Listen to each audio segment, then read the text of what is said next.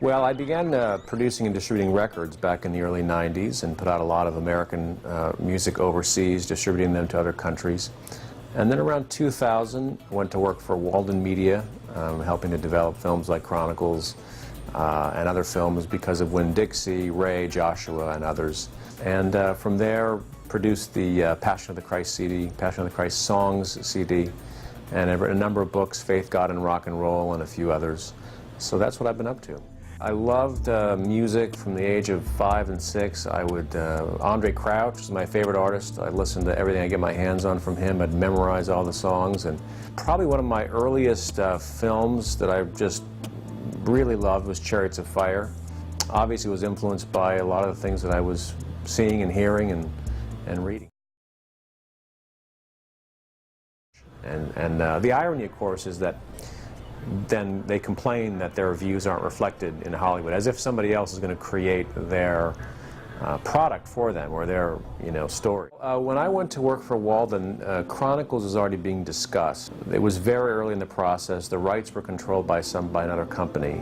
But I had begun to have some conversations with Rick Dempsey, who was the vice president at Disney, who really believed in Narnia, and there wasn't a lot of corporate support at Disney before that.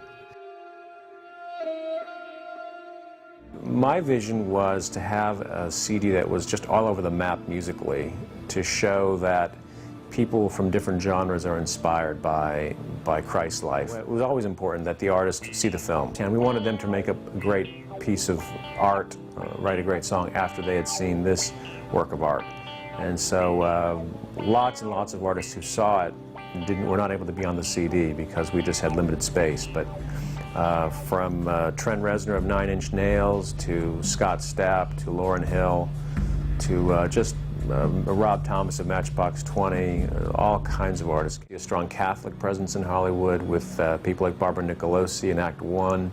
So it really is an amazing time for all kinds of different groups, and I think it better reflects the country.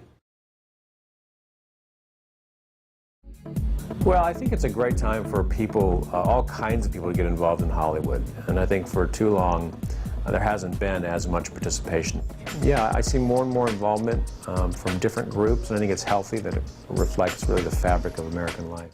And that your beliefs are pretty secure. This is not the place to come if you're not really sure what you believe and are easily influenced one way or another. You really need to get that, as much as possible, get that figured out before you come, because there are a million people here who would like to tell you how to live your life and what to do.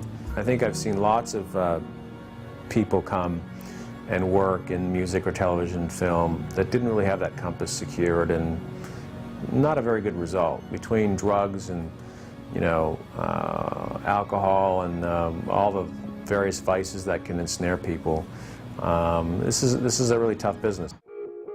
When you're creating something or having a hand in creating something, you really don't always hear what happens with that. I know how things have influenced me.